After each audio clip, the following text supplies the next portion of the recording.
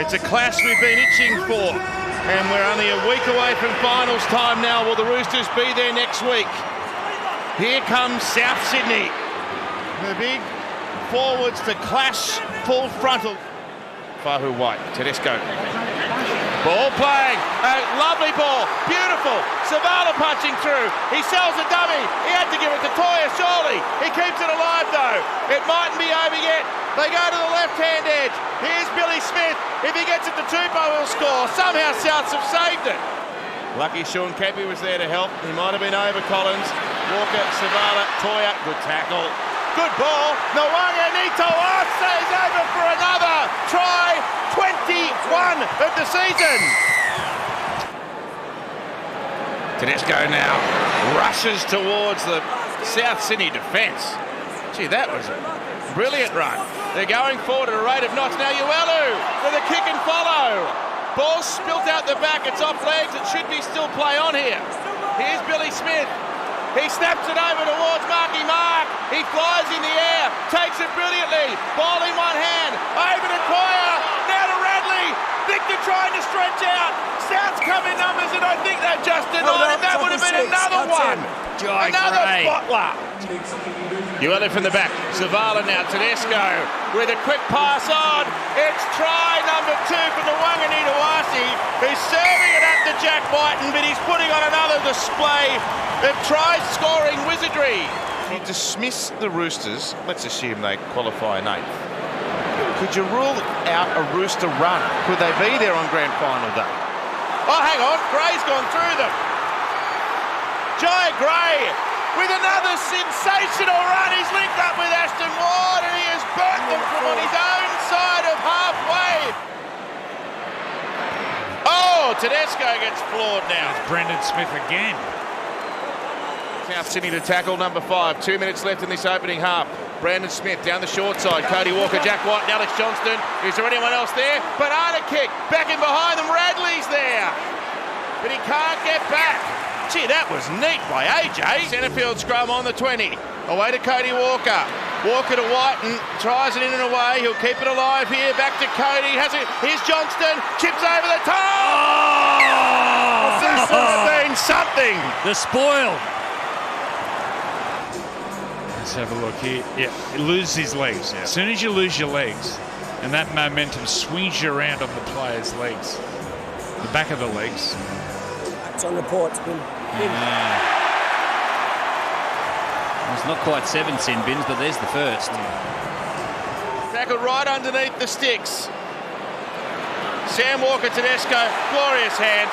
Tupou, he doesn't miss. Tedesco both sides of the ground, so dangerous. Toya, Tedesco in the backup. Teddy's punching clear. How's that? Back to back, and in his 100th game as a Rooster, Connor Watson's on the try scorer's sheet. Tedesco, Tupou, 41 tries combined between he and the Wanganitawasi this year. It's a pinpoint kick by Walker. He's up, make it 42! 6.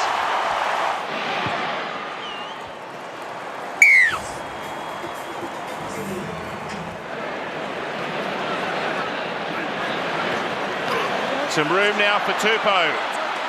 Down the wing, around the corner. The skipper over the top to Angus Crichton. It's another showstopper.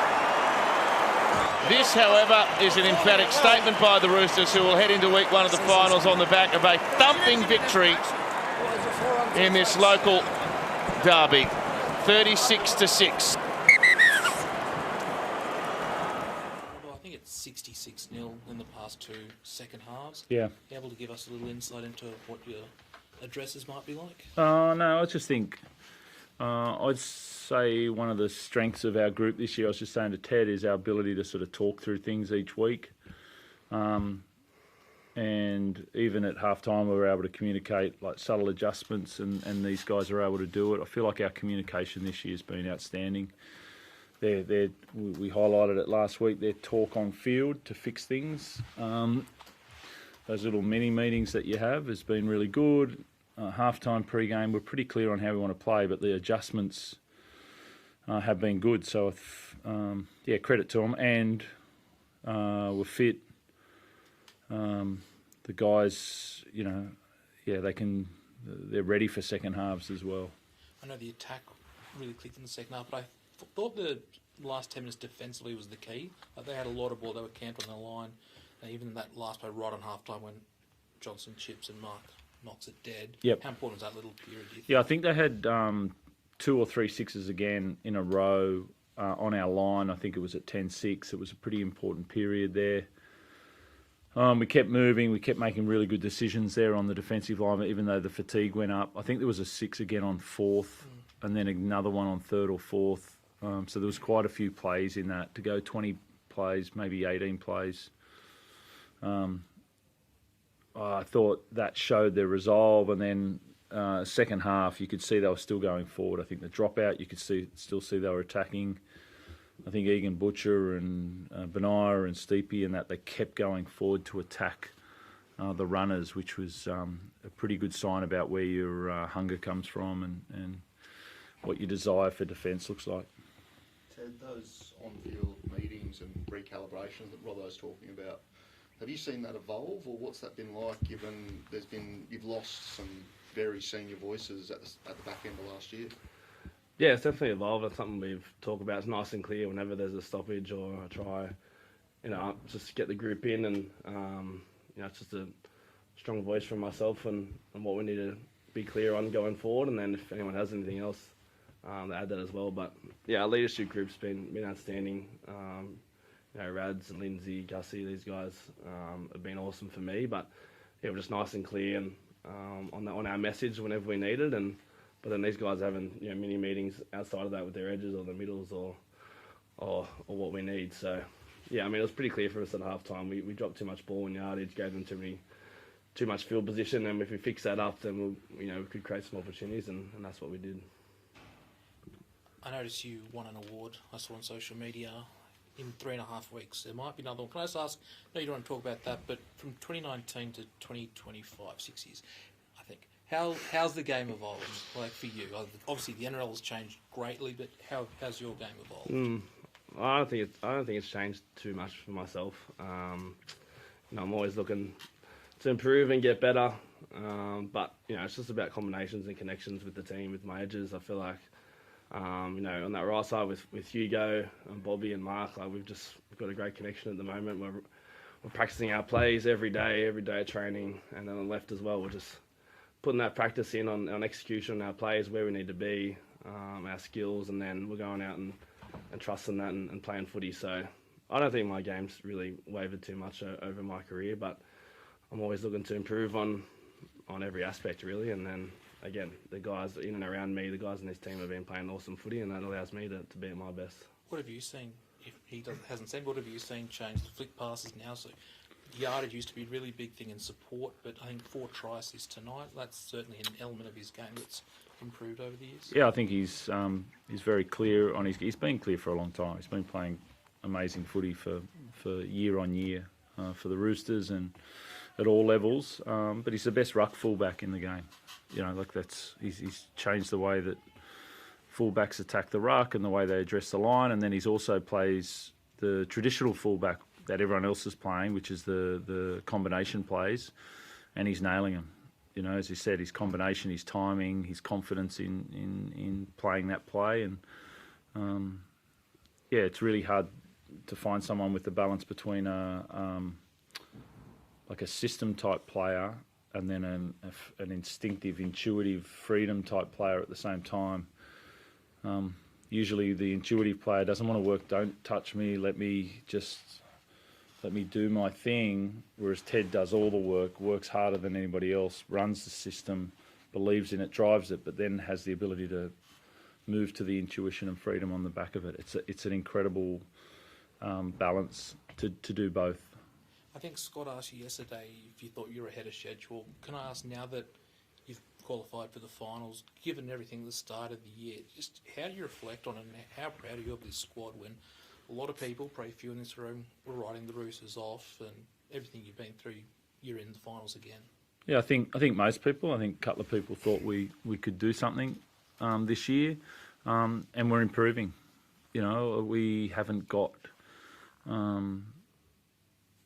to the top of the mountain yet on where we want to go. I feel like we're physically in a good shape. We know our style. I think I've said often that we're searching for our style this year. We know our style, and now we're continuing to improve on that. We keep talking about improvements. We're not trying to hold on to anything. We are putting the foot down, and we're trying to get to our best footy this year. You said you're in good shape. Can I ask any injury concerns? You say we're all right. We saw last night just how damaging this week can be. Full fitness. Yeah, I mean, it was obviously the tackle there, and I was worried after his knee injury a few months ago, and then he was obviously able to play on, so that was really good. So no, other than Nat Butcher, we're in good shape there. Mark, 4 tries last week. Yeah. 3 again this week. 24 tries from 23 appearances. Like, it's starting to feel that the sky's almost a limit for him at the moment. Yeah, I mean, again, I don't think it's surprising him scoring the tries. We sort of saw that, his ability, their combination, and being able to score those.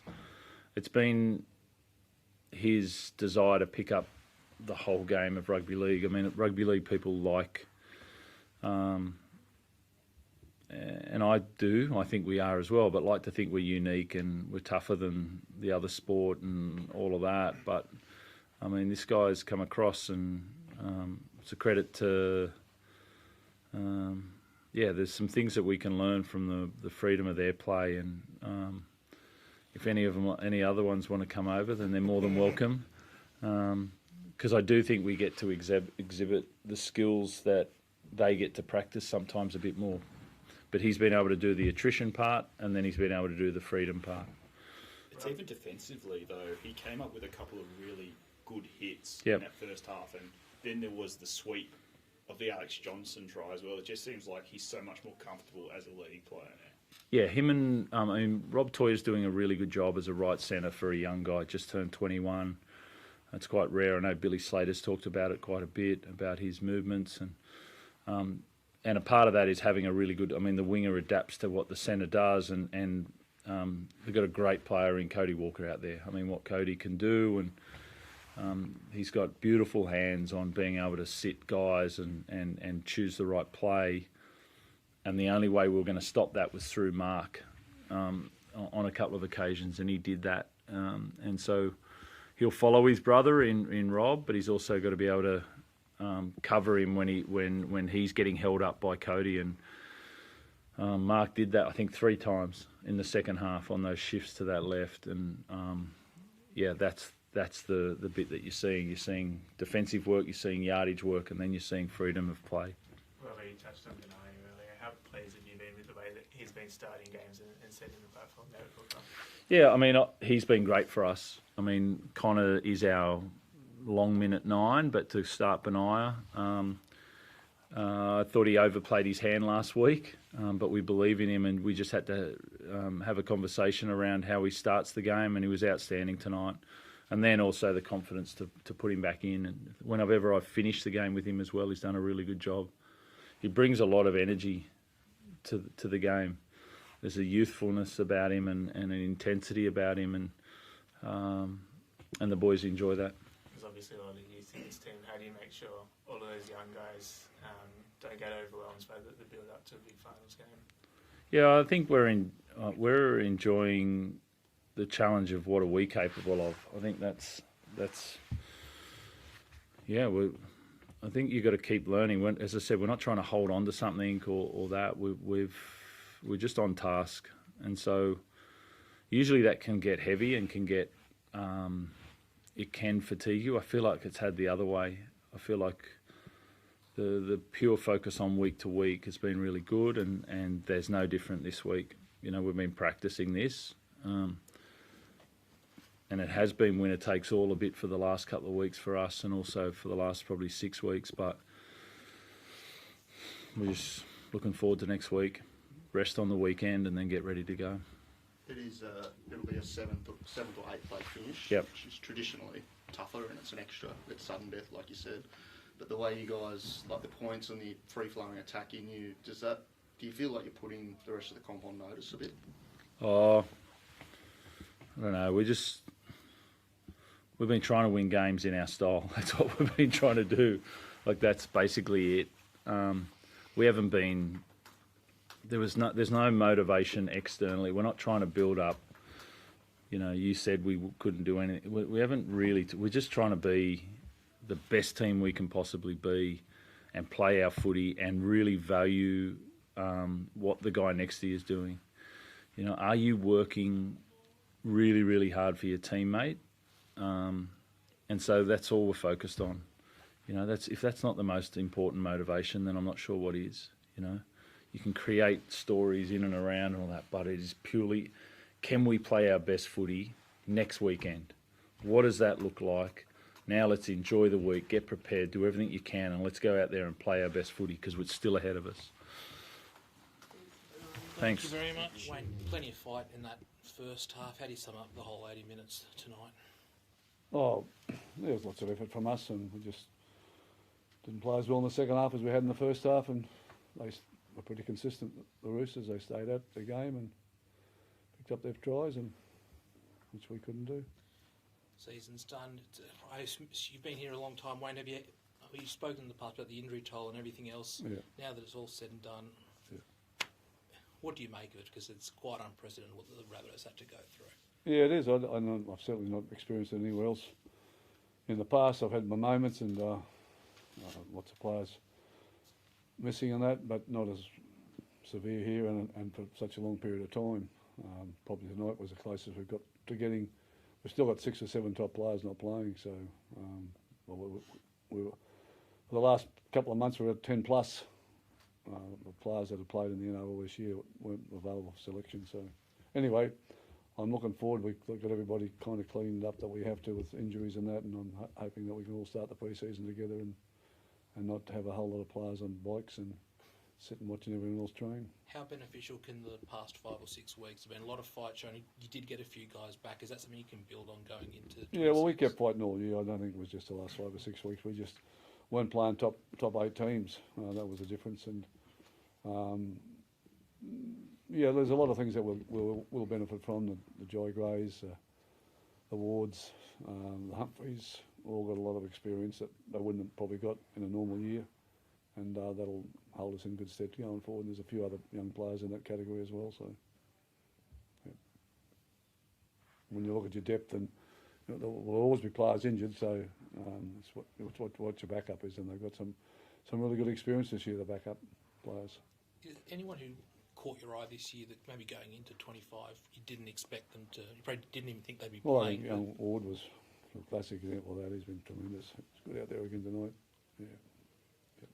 Jai Gray just seems to have unlimited energy throughout the entire 80, no matter what the circumstances seem to be. Well, he was sick all week, and he's still sick tonight with the flu and the virus. So you're right. I'm amazed at what he could do. I thought I'd have to replace him in half time, but he just said he'd be right. And he said, I can't breathe sometimes out there, coach, but I'm going to be okay. I said, right, we'll just see him get a breath in every now and again.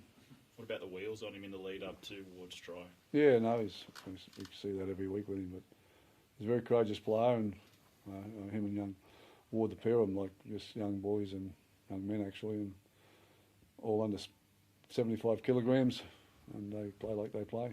Very brave. Jack, how do you sum it up? Like, you would have had certain plans that you thought you'd be playing alongside at the start of the year. In the pre-season, that sort of falls apart. How do you sum up 2025?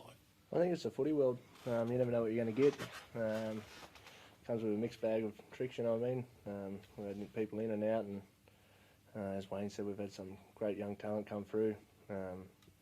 Taylor Duncan, our left back row tonight, he's been amazing. It's been heaps of experience had, and it's one of the things you just got to get through. And hopefully we change the ways next year. There's no use for looking back on it and feeling sorry for yourself. It's done, and it's been a tough stint. One of the toughest stints of my career, to be fair, the last 2 years. But it is what it is, and we go forward and we go again. Wayne, there was so much focus on Brandon coming into this game. How did you see him handle? I thought he was really good. He didn't go wondering, did he? Yeah, no, he didn't. No, he was good. Very competitive, and I was very pleased with him. And he handled himself well. And just nice to see Cameron Murray get on the field and have that reward. Yeah, it was. Yeah, it was really important to him and to us going forward to realise that and recognise what he brings to the team, and we can all look forward to starting the season with everybody else next year. Thanks, everyone.